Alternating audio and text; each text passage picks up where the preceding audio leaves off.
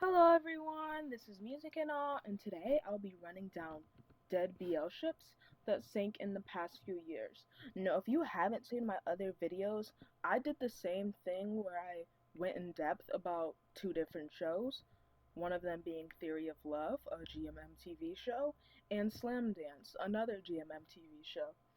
And because I have so many more on my list to cover, I decided that I just will give you the synopsis of the shows and go from there. So, all of the shows that I'll be talking about eventually are off the top of my dome or based on a list that I made based on the website that I use to watch all my shows. I know, I could be streaming it on YouTube or wherever, but girlie don't got money. So, shh. Now, I apologize in advance because, like I said before, I would love to give my thoughts on some of these shows, if not all, because I've seen a little bit of them, especially the ones that I'll be talking about today. But anything by GMMTV, especially GMMTV, results in a copyright infringement violation. So I'll just be providing the synopsis, like I said, and ranking them on my willingness to watch the show based on the poster. Also, I want to mention that I don't really care about who's one or zero, and if you know what that means, good for you. If you don't, I'm not gonna go into depth about it, but just put the names in order based on who appears first on MDL.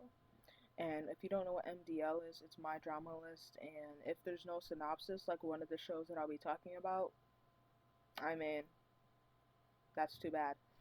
So, I'll start with the show that started it all, really, and it's Frank Drake and "Cause You're My Boy." So, the synopsis of the show is this is a story of Mork, a grade 11 mischievous boy who sells uh, adult videos at his father's barber shop. When his father leaves a handsome boy, T, in the middle of a haircut, Mork attempts his first haircut, which ends in T having a terrible haircut and leaving extremely mad. Thus begins rounds of revenge between the two boys. One day, when T is with his girlfriend Bambi, Mork hands Pegorn DVDs to T. This leads Bambi and the rest of the school to believe that T is gay and Bambi leaves T. Mork is then asked by T to take responsibility and ask him to be a make-believe boyfriend to make Bambi jealous and get back together with her. During the course of these make-believe relationship adventures, they start to develop real feelings for each other.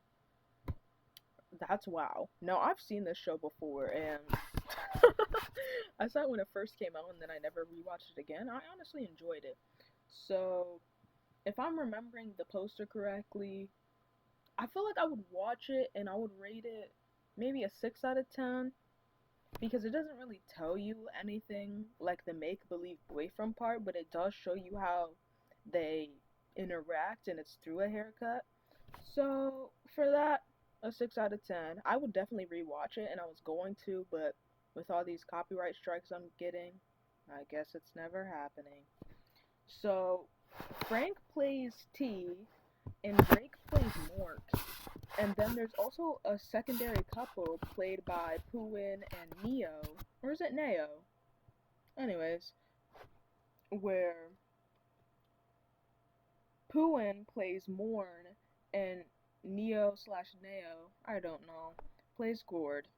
So yeah, number two, Earth New, and they were in Waterboys the series together. And there's also a 2015 movie of the same name with a different couple and a different synopsis, but I'll just be focusing on Waterboys the series because that's what I watched. And the the synopsis is the swim captain Y is forced to step up when the university administration threatens to disband the school swim club. But as he struggles with a strained family situation and his growing feelings for a new teammate, will he be able to focus on saving the team? Woo-wee! So, Earth plays Y and New plays Apo, and I liked the show. I mean, I based on the poster, I would rate it a 10 out of 10. I mean, it's self-explanatory. Waterboy's a series with the entire cast lined up. I mean, it doesn't really say that. It doesn't really give you detail about how they're threatened to disband, but you can see clearly that they're in a swim club, so or swim team, if you will. So yeah. Now this one was my favorite. I really, really, really wanted to review this after watching it when it came out and last year with a friend. So number three, Singto, Nat, in Friend Zone the series. And oh, I love this show so much. But the synopsis is Stud, who was kicked out by Boom and Boyo, finally stays with his friend, Earth, an office worker with a perfect life. Earth lives with his boyfriend, a young doctor named Sam. Even though Earth and Sam love each other, there are definitely problems they face. Stud always listens to them and provides advice to both of them. I mean, there's like three other paragraphs on MDL, but those are for the other couples. So I want to mention that there's another secondary couple that's not really explored too much, thankfully, in the first season, and that's Stud Ta. So first, I want to mention that Singto plays Earth and Nat plays Sam, and then Stud and Ta, which are the secondary couple, are played by Pluster and AJ. So Pluster plays Stud and AJ plays Ta. And I say that I'm thankful that they didn't explore that couple because at the time AJ was like a minor or he was either like 17 or 18 around that age, and obviously Pluster was a grown person, and in the show Ta was a freshly graduated university student, I think, looking for an internship. So he was either freshly graduated or still in school, something like that. But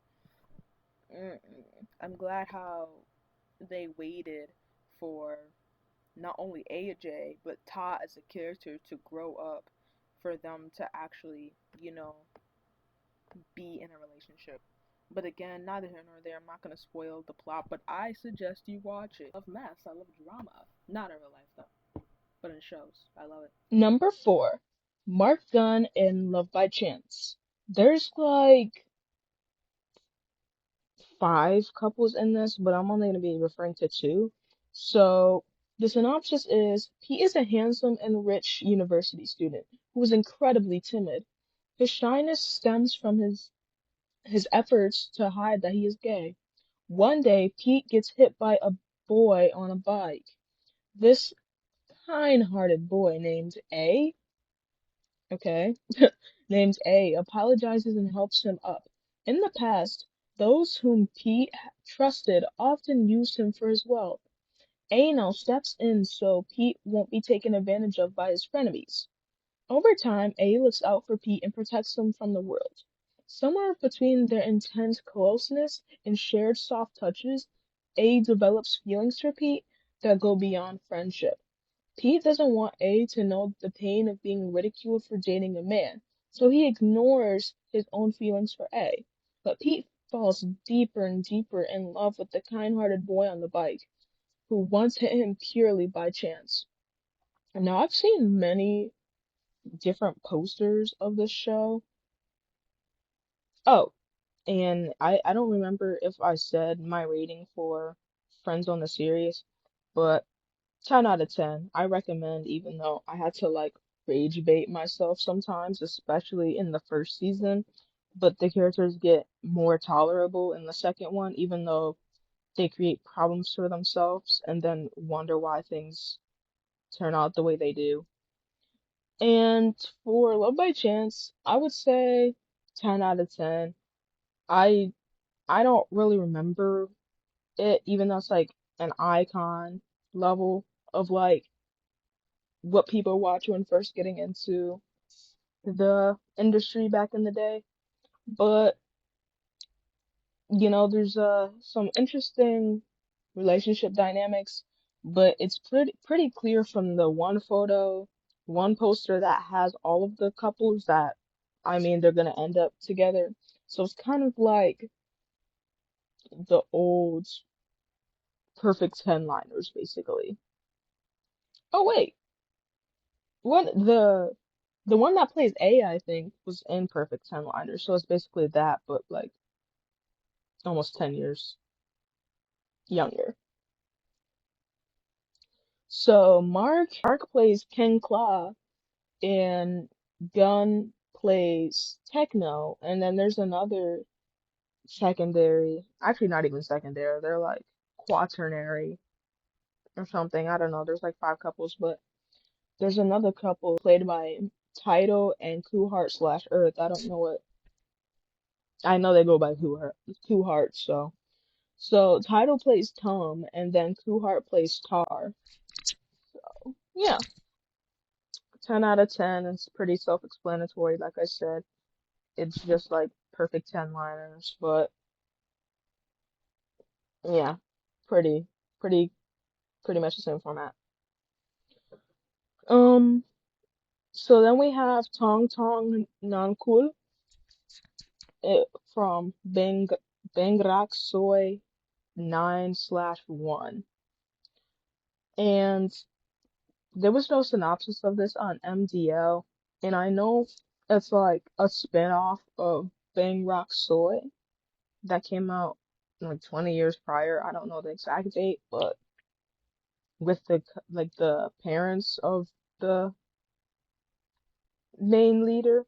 So Tong Tong plays Jot Jong or Jot Jang, or and then Non Cool plays Earth. Honestly, this is considered a bromance, but they kiss like once. But we'll just let a girl believe. Let a girl believe. Let a girl believe. And I don't know how I watched this, honestly. I watched this like years ago, and yeah, I would say. I would just rate it like an 8 out of 10 because the poster just shows all the characters in like in front of a house or something. So, that is where they mostly are. We don't really see them outside of their house. But yeah, the Earth and his sister are the neighbors of the main character, and that's why we never really see them outside of the house. So next, 6, we have Mark Pawin and Fiat on for My Gear and Your Crap. So the synopsis for this is Dr. Pi is a medical student who previously led the school's academic club. With glasses on while growing up, he didn't have that confidence in his looks and never believed in love. It is an engineering student and previously led the school's sports club. With his domineering presence, fate brings him back to his enemy who wears a dust gray medical gown earring. Okay. Um, so Mark plays it and Powen plays Pontoon. Pantoon. Wait, so who's Dr. Pie? Who okay. Anyways.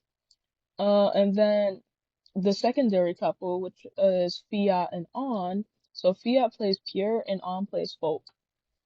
I would rate it like a 6 out of 10. No, I would rate it a 10 out of 10 because it's pretty self-explanatory, I think, because I think Mark is wearing his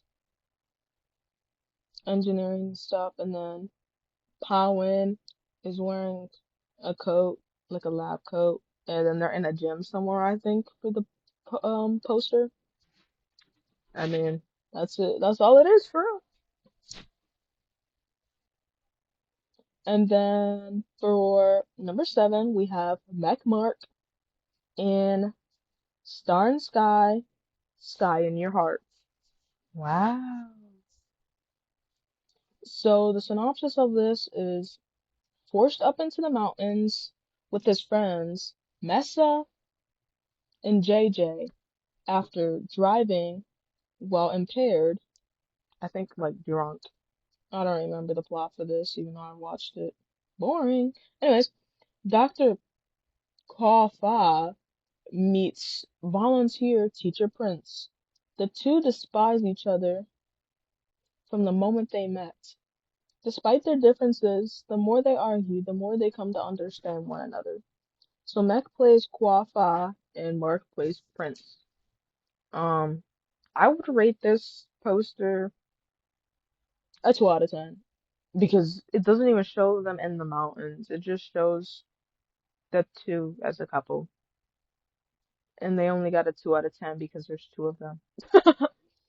So yeah, it doesn't really tell me anything about the dynamics, and I only understood what was going on from that synopsis because I watched the show. Did I enjoy it? Not one bit, but it is what it is. Number 8, Jeff gameplay and ingredients. My synopsis of this is Tops is a young man who has been fascinated by cooking since childhood. He finds happiness in cooking delicious and tasty food with great care. Marwin is young, romantic, playful, and charming. He loves and is dedicated to music and dreams of becoming a world-class musician. His interest in music is so strong that he doesn't take care of himself until he came to live with Tops. When the difference between the two of them becomes a perfect combination, chaos ensues, and the two find themselves deciding between their dreams and each other. This miniseries tells the story of two friends who return to each other's lives during their last year of school and help make one another's dreams come true. So Jeff plays Marwin, which is not surprising because he's an artist slash musician connoisseur of many things in real life. And then Gameplay plays Tops. So I would say 10 out of 10, and I enjoyed it. It is what it is. It was a mini series. I think it was even used to like promote stuff, so might as well. So yeah, no hate, no thought there. 9, Nutpatch and Oxygen, the series. So the synopsis for this is this series follows three couples and focuses on two primary characters. Orphaned at a very young age, Gui, a fourth-year engineering student, has always had to work hard to support himself. Despite the many difficulties, he had a soft spot and a gentle smile, as well as empathy for others. Whenever someone struggles, he is always the one that volunteers to help. Solo, a freshman music student, has everything: money, fame, good looks, but he lacks a smile. After his mother's early death, he lost his happiness. Nothing could fill this missing hole in him until one rainy night he stumbled into a cafe for coffee. At that moment, their two worlds collide. For a cup of hot milk and a warm smile, Solo returns to the cafe every night, and Gui finds himself waiting for his late-night visitor. Night after night, the young men continue meeting at the same spot at the same time. As they see each other more frequently and their lives overlap, the two become one another's breath, a necessity, just like oxygen. So Nut plays Solo and Touch plays Gui, and then there's also another BL couple, I think, which is played by Boss and Pooh, where Boss plays Cow and Pooh plays Puri. Lastly, number 10, which is like two different stories but in the same universe, it's End of Love. And this is not about love mechanics, which I'm glad that they made it into a 10-part episode instead of leaving it at 4 because that was so interesting. So the first one is Tossera, which is focusing on the couple Win Folk.